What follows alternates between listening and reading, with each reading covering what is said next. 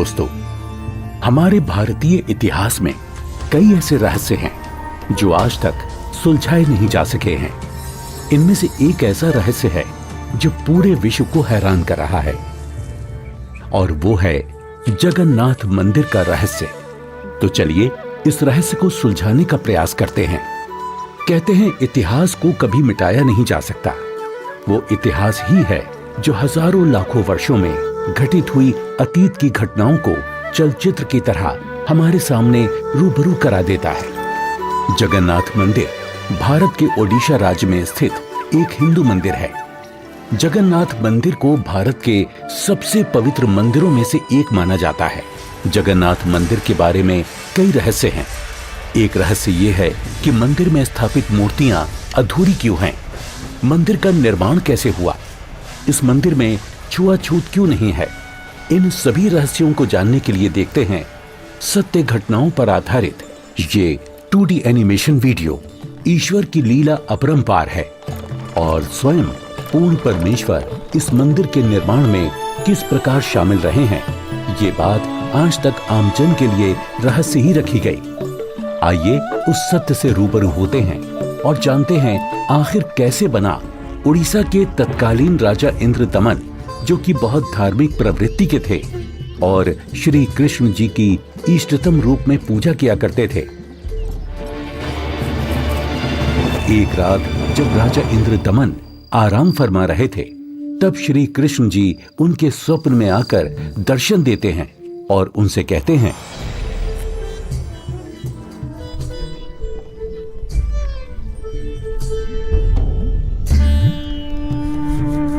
इंद्रदमन। हे प्रभु, आप? हे इंद्रदमन, मेरी मृत्यु के उपरांत जिस संदूक में मेरी अस्थियां विसर्जित की गई थी, वो काष्ठ का संदूक पानी में बहता हुआ तेरे राज्य में पुरी में समुद्र किनारे आ लगा है।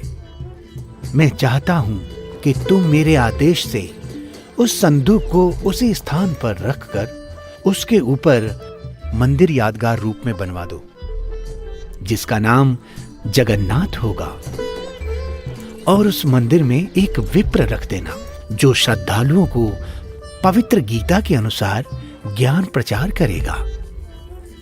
याद रहे, इस मंदिर में ना तो कोई मूर्ति होनी चाहिए और ना ही कोई पाखंड। जैसा आपका आदेश महाराज।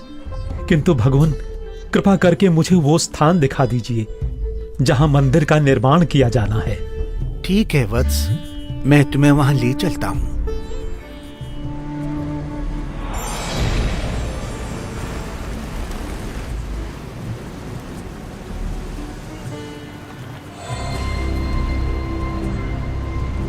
इंद्रदमन, यही वह स्थान है जहां तुम्हें हमारा मंदिर बनाना है।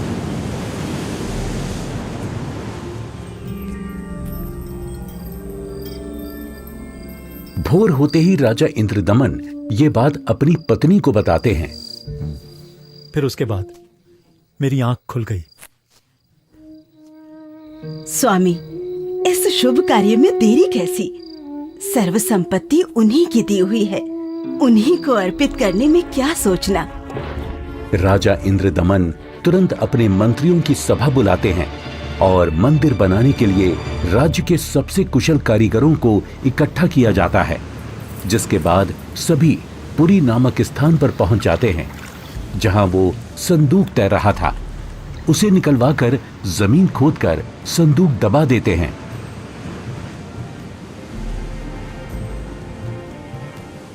और देखते ही देखते उस संदूक के ऊपर मंदिर बनाने का काम शुरू हो जाता है।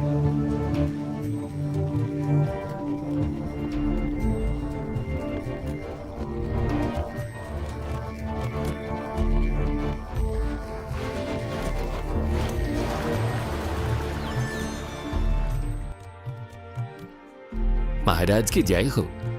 प्रभु श्री कृष्ण जी की दया से मंदिर बनकर तैयार है महाराज। राजन, बहुत सुंदर मंदिर बनकर तैयार हुआ है। सब श्री कृष्ण जी की कृपा। पीछे हट जाओ, पीछे हट जाओ सभी, चलो, समुद्री तूफान आ रहा है, समुद्री लहरें इतनी ऊपर उठकर हमारी तरफ आ रही हैं। लहरें बहुत तेज हैं। भागो भागो, तूफान आ गया। राजन, ये लहरें तो बहुत ऊंची हैं। हमें अतिशीघ्र यहाँ से निकलना होगा।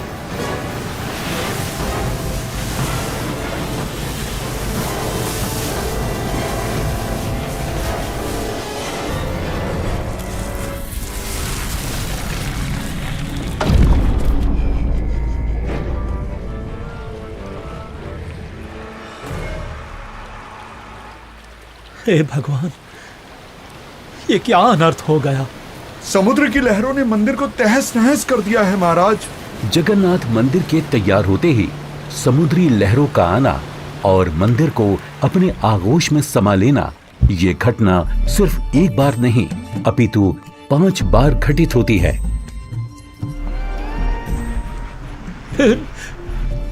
नहीं नहीं, ये नहीं हो सकता।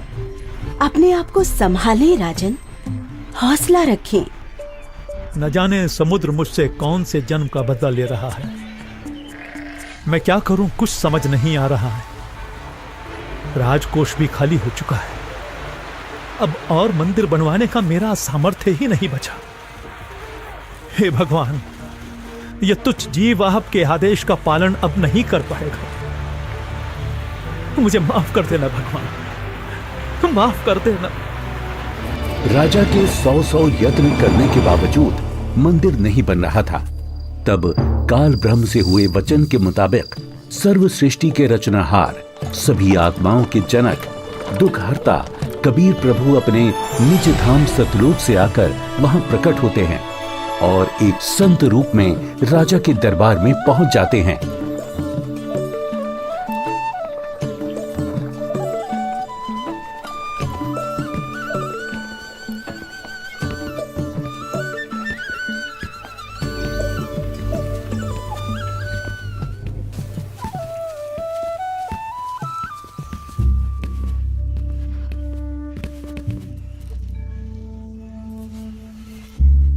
प्रणाम महाराज।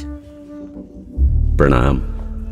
क्या बात है राजन, कैसे उदास बैठे हो? हे महात्मा जी, परमात्मा कृष्ण जी के आदेश से समुद्र किनारे मंदिर का निर्माण करवाया था, किंतु समुद्र ने उसे तोड़ दिया। अब की बार समुद्र नहीं तोड़ेगा, आप मंदिर बनवाओ। क्षमा करें महाराज, मंदिर 5 बार बनवाया है, परंतु 5 बार समुद्र ने उसे तोड़ दिया है। कोई बात नहीं इंद्रदमन, यदि मन बने तो मेरे पास आ जाना। मैं यहीं पास में पहाड़ी पर रहता हूं, वहीं पर मेरी कुटी है।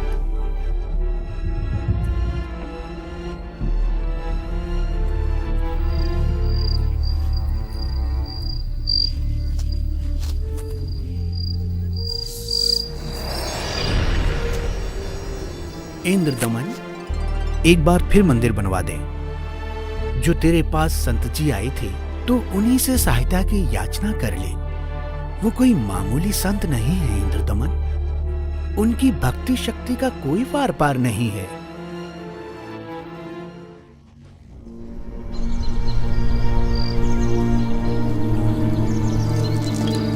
क्या हुआ महाराज? अभी अभी भगवान श्री कृष्ण जी ने दर्शन देकर मंदिर फिर से बनवाने को कहा है। अच्छा।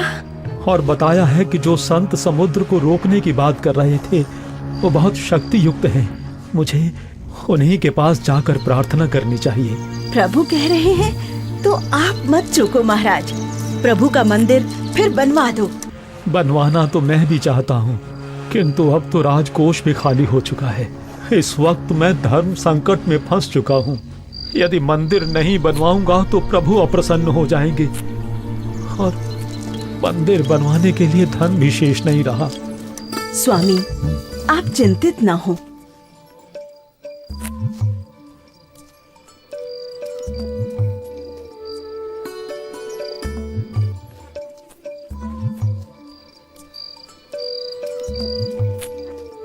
मेरे पास आभूषणों की कोई कमी नहीं है। किंतु रानी, आपके आभूषण। अभी उसकी चिंता आप ना करें राजन। आपका और मेरा दुख एक ही है, दो नहीं है। आप संकट में हैं, मैं इन आभूषणों का क्या करूंगी? आप बस भगवान के आदेश के अनुसार मंदिर निर्माण का कार्य पुनः प्रारंभ करवाएं। स्वामी, ये आभूषण भी भगवान के ही दिए हुए हैं और भगवान के आदेश का पालन करने में इनका सहयोग लेना मैं अपना सौभाग्य समझूंगी। जी। सुबह उठते ही राजा इंद्रदमन अपने महामंत्री को बुलाकर भगवान श्री कृष्ण जी के आदेश के बारे में बताते हैं। आप जाइए और मंदिर कार्य पुनः प्रारंभ कराने की तैयारी करें।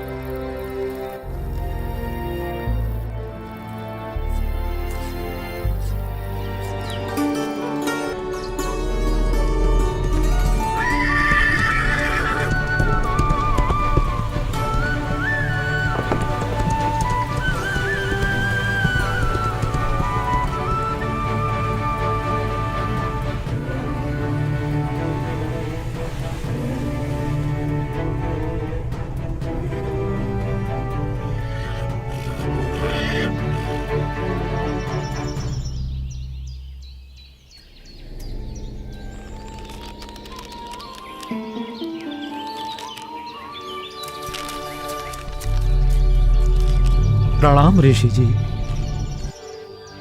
कहो इंद्रदमन, कैसे आना हुआ? हे महात्मा, मुझे माफ कर दो। मैंने आप पर विश्वास नहीं किया। स्वप्न में भगवान श्री कृष्ण जी ने बताया है कि आप समर्थ ऋषि हैं। मुझ दीन पर कृपा करो। राजन, जिस ओर से समुद्र हर बार आकर मंदिर को बहा ले जाता है, आप उस ओर एक छोटा सा चबूतरा बनवा दें, जिस पर बैठकर मैं परमात्मा की भक्ति करूंगा। जो आज्ञा महाराज। कुछ समय बाद मंदिर का निर्माण कार्य तकरीबन पूरा हो चुका था। एक दिन राजा स्वयं खड़े होकर निर्माण कार्य देख रहे होते हैं। तभी वहां गोरखनाथ जी आ जाते हैं। प्रणाम स्वीकार करें महात्मन।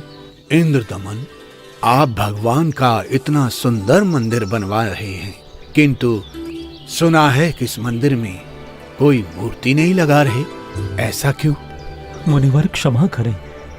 भगवान श्री कृष्ण ने स्वयं स्वप्न में आकर मुझे मूर्ति लगाने से मना किया है। राजन, सपना तो सपना ही होता है। आपको हमारे आदेश का पालन करना होगा। मंदिर में भगवान कृष्ण की मूर्ति की स्थापना की जाए। हे महात्मन, जैसा आपका आदेश। हाँ, और याद रहे, मूर्ति चंदन की लकड़ी से बनाई जाए। राजा ने अपने मंत्रियों को बुलाया और विचार विमर्श करने के बाद अन्य संतों से कहा कि राजन, अकेले भगवान का मन कैसे लगेगा? मंदिर में भगवान श्री कृष्ण जी के साथ साथ बलराम और सुभद्रा की मूर्ति भी स्थापित की जाए। राजा ने मूर्ति बनाने के लिए एक कुशल कारीगर ढूंढने की बात कही। मंत्रियों ने 3 कुशल कारीगरों को बुलाकर मूर्तियां बनवाना शुरू कर दिया। अब एक तरफ मंदिर तो दूसरी तरफ मूर्तियां बनाने का काम चल रहा होता है, किंतु कुछ समय बाद पता चलता है कि जिस तरह मंदिर बार बार टूट रहा था, अब इस प्रकार मूर्तियों के भी अपने आप टुकड़े टुकड़े होने लगते हैं। और ऐसा 3 बार होता है, जिसे देख राजा इंद्रदमन बहुत चिंतित हो जाते हैं। किंतु भगवान से भक्त का दुख देखा नहीं जाता। इसलिए एक दिन जब राजा अपने दरबार में बैठे होते हैं और पूरा दरबार बिल्कुल शांत होता है, सबके सब इसी चिंता में होते हैं कि करें तो क्या करें। तभी वहां पूर्ण परमात्मा कबीर देव एक वृद्ध कारीगर यानी शिल्पकार का रूप धारण करके प्रकट हो जाते हैं।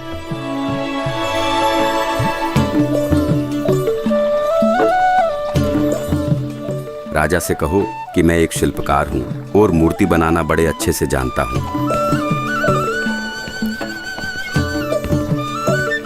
महाराज की जय हो। महाराज, बाहर एक वृद्ध व्यक्ति आया है और अपने आप को मूर्तिकार बता रहा है। आपसे मिलना चाहता है महाराज। अवश्य, उनको अवश्य आने दिया जाए। जो आदेश महाराज।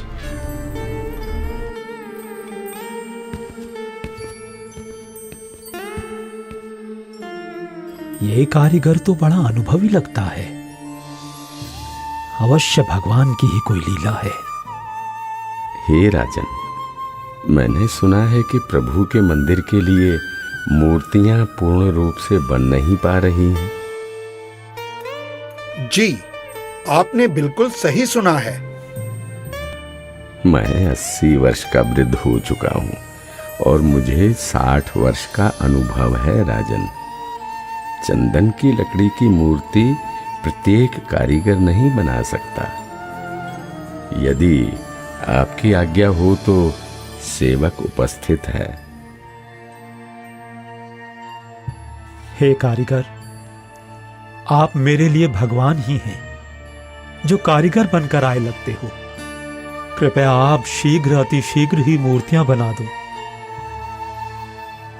मूर्तियां तो मैं बना दूंगा, किंतु राजन, मेरी एक शर्त है। क्या शर्त है आपकी? राजन, मूर्ति बनाने के लिए मुझे एक कमरा चाहिए, जिसे अंदर से बंद करके मैं बड़ी स्वच्छता से मूर्ति तैयार करूंगा। और जब मूर्तियां तैयार हो जाएंगी तो मैं स्वयं दरवाजा खोलूंगा। ठीक है। एक बात और राजन, यदि किसी ने मेरे बाहर आने से पहले दरवाजे को खोलने का प्रयास किया तो मूर्तियां फिर पूरी बन नहीं पाएंगी। वो जितनी बनी होंगी उसी हालत में आपको मिलेंगी और फिर उन्हें पूर्ण कर पाना संभव नहीं होगा राजन। जैसी आपकी इच्छा। मंत्री जी, मूर्तियां बनाने के लिए सब बंदोबस्त किया जाए।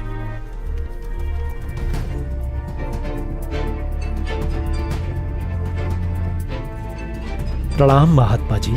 इंद्रदमन, मूर्तियां बनवाई क्या? आपकी आज्ञा का पालन पूर्ण रूप से किया गया है महात्मा जी, परंतु मेरा दुर्भाग्य है कि मूर्तियां बन नहीं पा रही हैं। बनते बनते ही सबके टुकड़े टुकड़े हो जाते हैं। मूर्तियां अवश्य बनवानी है राजन, आप बनवाओ। मैं देखता हूं कैसे टूटती है मूर्ति। हे नाथ जी, प्रयत्न किया जा रहा है। प्रभु का भेजा एक अनुभवी कारीगर बंद कमरे में मूर्तियां बना रहा है। राजा इंद्रदमन नाथ जी को सारी स्थिति से अवगत करवाते हैं और कारीगर की शर्त के बारे में भी बताते हैं, किंतु महात्मा नहीं मानते। वो मूर्तियां देखने की जिद करने लगते हैं और राजा के मना करने के बावजूद भी उस कमरे के सामने पहुंच जाते हैं जहां मूर्ति बनाने का काम चल रहा होता है।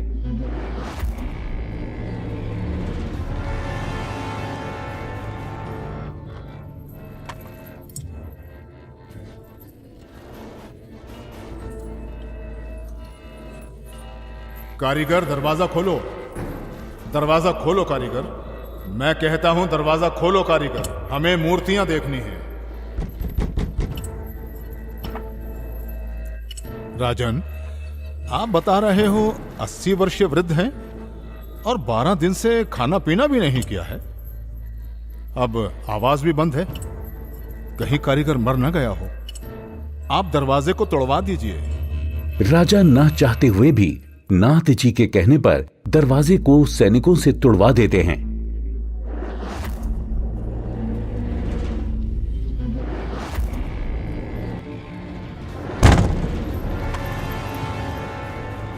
दरवाजा खुलने पर अंदर कोई कारीगर नहीं मिलता।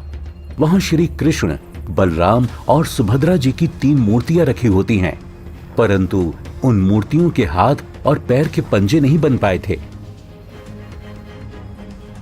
ये देखकर सभी चौंक जाते हैं। हे भगवान, वो बुजुर्ग कारीगर तो यहां है ही नहीं। इसका मतलब वो कोई साधारण व्यक्ति नहीं थे, बल्कि स्वयं भगवान ही थे। मंदिर का निर्माण पूरा हो चुका है। अब इन्हीं मूर्तियों को भगवान की इच्छा समझकर मंदिर में स्थापित करवा दो राजन। हो सकता है प्रभु को यही स्वीकार हो। लगता है श्री कृष्ण ही स्वयं मूर्तियां बनाकर गए हैं। मंदिर का निर्माण कार्य संपन्न हो चुका था। अब बारी थी तो मूर्तियों में प्राण प्रतिष्ठा की, जिसके लिए राजा, रानी, मंत्री, महामंत्री और काफी संख्या में पंडित ब्राह्मण मंदिर के सामने पहुंच जाते हैं।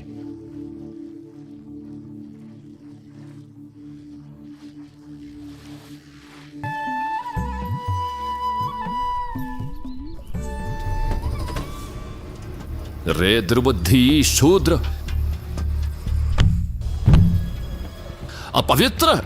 देखता नहीं मंदिर का द्वार अपवित्र कर दिया तूने। ये क्या हो गया? शूद्र कैसे बन गई? भगवान ये कैसे हो गया? ये कैसे हो गया भगवान? कैसे हो गया? प्रभु क्षुब्ध हो गई हैं क्योंकि मुख्य द्वार को उस शूद्र ने अशुद्ध कर दिया है, इसलिए सब मूर्तियों ने शूद्र रूप धारण कर लिया। बहुत बड़ा अनिष्ट हो गया राजन।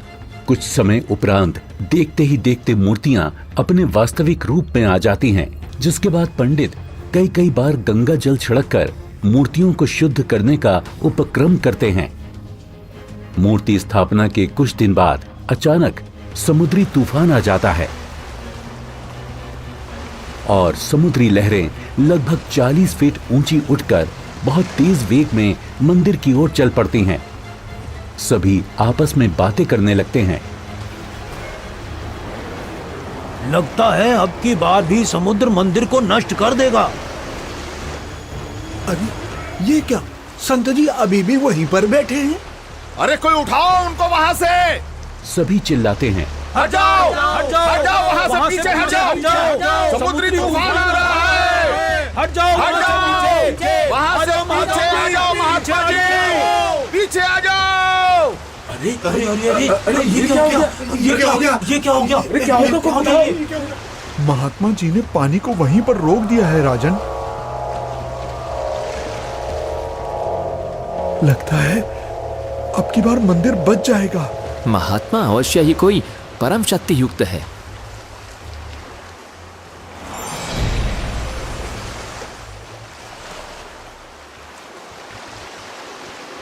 हे भगवान, मुझे रास्ता देने की कृपा करें। मैं मंदिर तोड़ने जाऊंगा। वत्स, ये मंदिर नहीं है। यहाँ पाखंड पूजा नहीं होगी, बल्कि गीता का ज्ञान सुनाया जाएगा। ये तो आश्रम है। आप जैसे बलवान को शोभा नहीं देता कि इसको विध्वंस करें। लेकिन मैं इसे अवश्य तोड़ूंगा, चाहे कुछ भी हो। अगर ऐसा है तो जाइए समुद्रदेव, तोड़िए।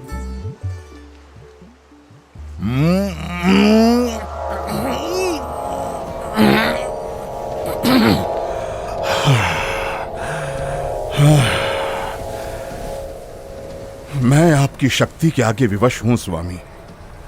आपकी शक्ति अपार है। आप मुझे रास्ता देने की कृपा करें प्रभु। मैंने राजा इंद्रदमन को मंदिर की रक्षा का वचन दिया है। मैं मार्ग से नहीं हट सकता समुद्रदेव। आप ऐसा कुकृत्य क्यों करना चाहते हैं?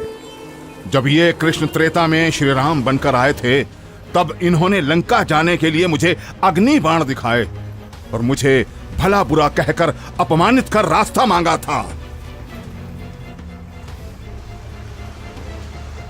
लक्ष्मण, मेरा अग्नि बाण दो। लातों के भूत बातों से नहीं मानते। मैं ये मंदिर तोड़कर उसका प्रतिशोध लेना चाहता हूं। समुद्रदेव, प्रतिशोध तो आप पहले ही ले चुके हो। आपने तो समस्त द्वारिका पहले ही डुबो दी है। जी नहीं, अभी वो पूर्ण रूप से नहीं डूबी। कोई प्रबल शक्ति युक्त संत आने के कारण मेरा वो कार्य भी अधूरा रह गया और वो आधी ही डूब सकी, क्योंकि मुझे वहां पर किसी ने मानो बांध दिया है। वत्स, वहां भी मैं ही पहुंचा था और मैंने ही वो अवशेष बचाया था। अब जा, शेष बची द्वारका को भी डुबो ले, परंतु उस यादगार को छोड़ देना जहां श्री कृष्ण के शरीर का अंतिम संस्कार किया गया था। अन्यथा आने वाले समय में ये भ्रम पैदा होगा कि श्री कृष्ण की मृत्यु ही नहीं हुई। समुद्र, ध्यान देकर सुन। यदि फिर इधर मंदिर तोड़ने आया तो बात ठीक नहीं रहेगी। कबीर परमेश्वर के आदेश से समुद्र लगभग 1.5 किलोमीटर पीछे हट जाता है, जिसे देखकर वहां खड़े राजा, मंत्री, सैनिक और जनता सभी खुशी मनाने लगते हैं और जय जयकार करने लगते हैं संत रूप में आए कबीर परमेश्वर की।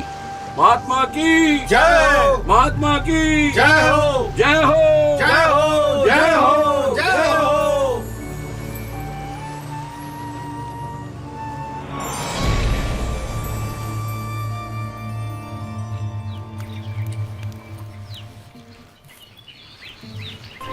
पंडित जी, सब कुछ करके देख लिया, आपका कुष्ठ रोग तो बढ़ता ही जा रहा है। भगवान, परमेश्वर, ये क्या हो गया? हे प्रभु, कष्ट हरो महाराज, क्षमा करो महाराज। पता नहीं मुझे किस पाप का प्रायश्चित करना पड़ रहा है। गलती क्षमा करो प्रभु, गलती क्षमा करो।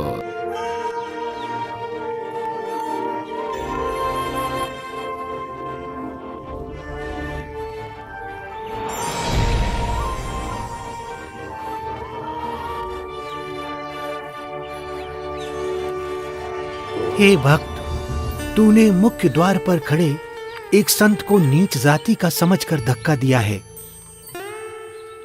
क्षमा करो महाराज, आगे से ऐसी भूल कभी नहीं होगी।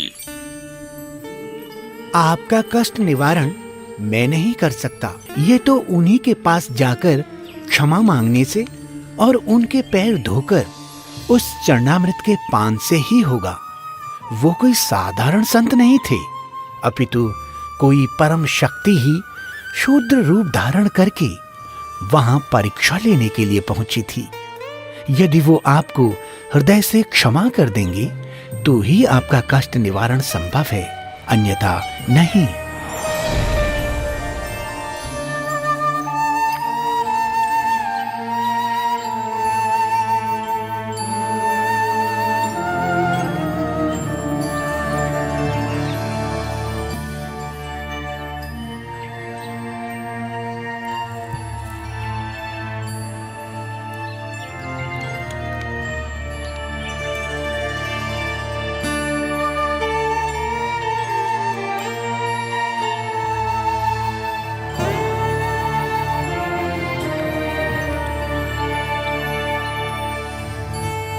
सुना है कि पंडित जी ने प्राण प्रतिष्ठा वाले दिन जिसको धक्के मारकर मंदिर से बाहर गिराया था, भगवान श्री कृष्ण ने दर्शन देकर उन्हीं से माफी मांगने को कहा है। अच्छा? हाँ, मुनि की खोज सभी कर रहे हैं ताकि पंडित जी का कोढ़ का रोग ठीक हो सके। आसपास के पूरे क्षेत्र में घूमने के बाद भी जब परमेश्वर का वो शुद्र रूप कहीं दिखाई नहीं दिया, तब वापस मंदिर जाते समय पंडित जी मन ही मन भगवान से प्रार्थना करते हैं, प्रभु, प्रभु,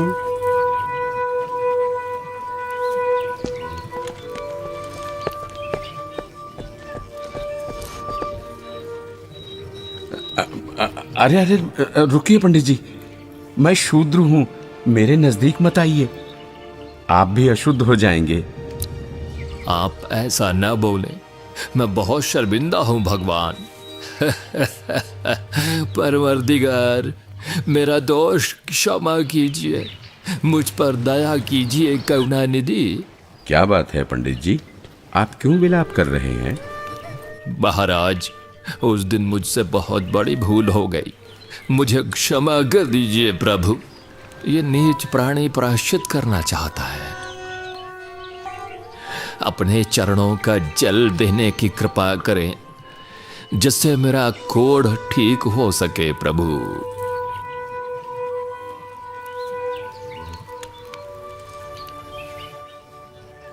हे ब्राह्मण, इसे 40 दिन तक पीना तथा जल में डालकर स्नान करना। आज से 40वें दिन तुम्हारा कुष्ठ रोग समाप्त हो जाएगा।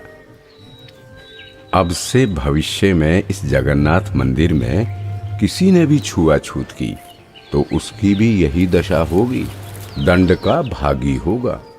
जी महाराज, जी महाराज, जी महाराज, इस मंदिर में हम कभी छुआछूत नहीं करेंगे, नहीं करेंगे। आशीर्वाद है बच्चों।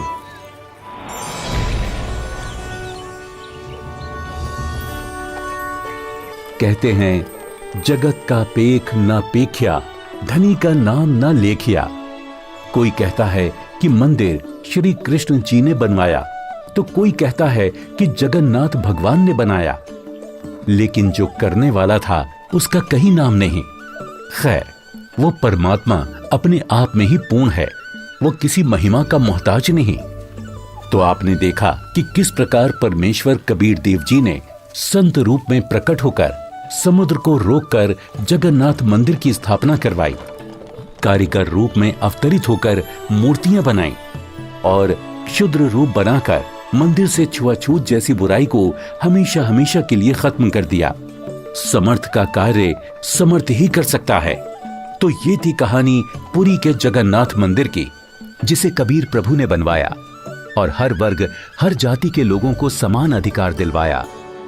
जगन्नाथ मंदिर की सत्य कहानी का रहस्य संत रामपाल जी महाराज जी के मंगल प्रवचनों से लिया गया है।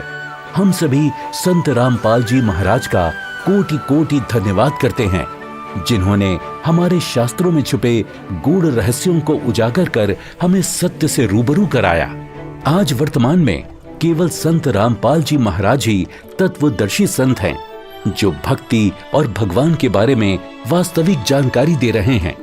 संपूर्ण आध्यात्मिक ज्ञान प्राप्त करने के लिए अवश्य सुने जगत गुरु तत्वदर्शी संत रामपाल जी महाराज के मंगल प्रवचन और अभी डाउनलोड करें संत रामपाल जी महाराज एप्लीकेशन।